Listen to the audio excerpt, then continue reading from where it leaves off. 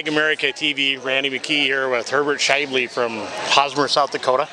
We were here this morning at the Farm Bureau 100 and 125 year celebration, and we really appreciated Herbert's story as he got up there and talked to the folks. So we asked him to spend a couple minutes and kind of tell the story of his place. So Herbert, thanks a lot for being with us this morning. Thank you. So, you know, your place has been out there a long time. How did it come about being your place? My grandma had a brother that was in from Russia, in here already, and they kind of had my parents, great-grandparents come and stay with them for a little bit until they find a place. So they came to Roscoe in June of 1907, and then there was a farm just 2 miles north of where her brother lived, and it was for sale, so my grandparents bought that. And from there on, it's been Scheible's all the way through. So you probably grew up out there doing chores as a kid? I was born on the farm, and I stayed there until my son got married, and then I said I don't want to go ahead and have him move someplace else, so I bought a farm a mile east of the home place, and then he took over the farm. So how many kids did you raise then, you and your wife? We had 3 boys and 1 girl. And they all went to school there in Hosmer, and are any of them still around then, other than the one side? No. My oldest son is out in North Carolina, and the daughter teaches in around Sioux Falls. You were just talking about your wife here, who passed about 5 years ago, I guess, or so, and you know, and still living in the same house. Right. Yeah. We built the house actually in 1988. We built the house in the front. So you're probably working the air conditioner pretty hard these last few days. We got air conditioning and we got electric heat, which I am very cold-blooded. I need the heat, and I get every time son comes in the house, he says, "Man, it's that hot in here," and it's just comfortable for me. You know, you probably have been out there long enough. You probably remember when people used to use wind chargers quite a bit for electricity. We had our first 32-volt light plant in 1944. Yeah, and I suppose that thing really got used. Do you remember, I mean, as a young kid, did you, like so many American families, gather around the radio and listen to the shows at night? That's right. It was really something when we switched the first switch for light to the house. Before it was always old kerosene lamps. That must have almost seemed like magic to a kid back then, huh? That's right, yes, you could say that.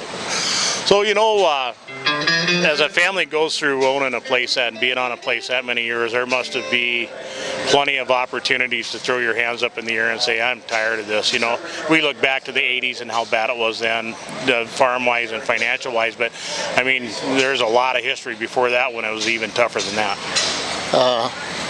When we moved, well, I'll take this back. In 1981, our lightning struck the barn. And we were always milking cows, but not too many. We were milking and separating, selling cream. And then the son that was really interested in milking all the time said, we'll rebuild, but we're not going to go into separating anymore. We're going to sell milk. So we set up the barn for milking. And then he expanded the milking. He still does milk to this day now. And he milks right around from 70 to 100 cows, and it keeps him busy. You know, I've learned a lot of things from people I've known over the years, and the meaning of the word commitment always comes to mind when I'm around somebody who milks. You know, he's got his time, 4 in the morning and then 4 in the afternoon. That doesn't make whether it's December or whether it's July.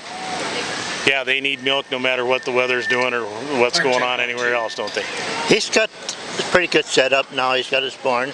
His cows are all inside and feeds them inside and everything. And like in the summertime now, he don't have them out on pasture. He feeds them all year long, but they feed them outside. So what do you do on your place? What kind of crops do you raise? We raise corn, and this year it's just corn and beans. We always had wheat yet, but just the last couple of years now, cut wheat out. Yes, I can. And then Check 1 and 2. I do help some, but getting quite harder to get on tractor. So, but I feel good as long as I'm in the tractor. Well, I know a lot of people that do the same, and you know, you got to feel good too about how you've taught other people how to do it right. Yeah, you know, those tractors nowadays, it's air conditioning, and in the winter it's the heater. A lot better, isn't it? Yeah, that's for sure. I remember talking to somebody the other day when I was growing up. Our big equipment was a 12-foot drill, and it took quite a long time to plant 40 acres of whatever you were planting. Well, when I started out, I had a John Deere 3-bottom plow and a pony drill, and that's what I farmed with. And then in 1959, I bought a 730 John Deere, which everybody said, you know, what is he want with a big tractor like that? And then we had it completely repainted and restored. And in last year, Hosmer had their quincentennial. We had it in the parade. And then this year we took it up to Ashley in the parade. And then we took it down to Andover when they had their deal. And everybody said, well, looks like it's a pretty good paint job. But I'm sure you were broke because I left the old tires on. Something's loud, I can tell. What I did this year, I put new tires on the tractor, and it looks better than it did when I bought it. You know, it wasn't that long ago when we were even talking about remember that big, beautiful tractor John Deere came out with, that 4020 that everybody's wanting to get, and that was such a huge tractor, and that's just not even hardly a utility tractor anymore. I got one of them too. I got a 4020. All right. I don't, but I sold it to the son. The sunshiny day. Well, you know, you've probably seen some huge advances in in your ag operation. I mean, one of the things I was talking with Lisa Richardson here a while back about the new hybrids of corns that are yielding. They're starting to look at 300 bushel an acre now on some of these. I can't see how things could go that fast. Because when we raised corn, we all only planted corn for its island. Good to go for me? Because we never sold any corn.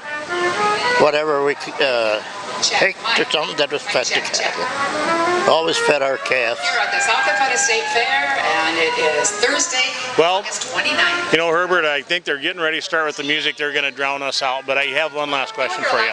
You know, there's a lot of young people right now that are wondering if they can make it, and I wonder if you have a tidbit of advice for them. Well, the way things were going in the last few years with the price of grain and everything, I mean, they were sitting pretty good.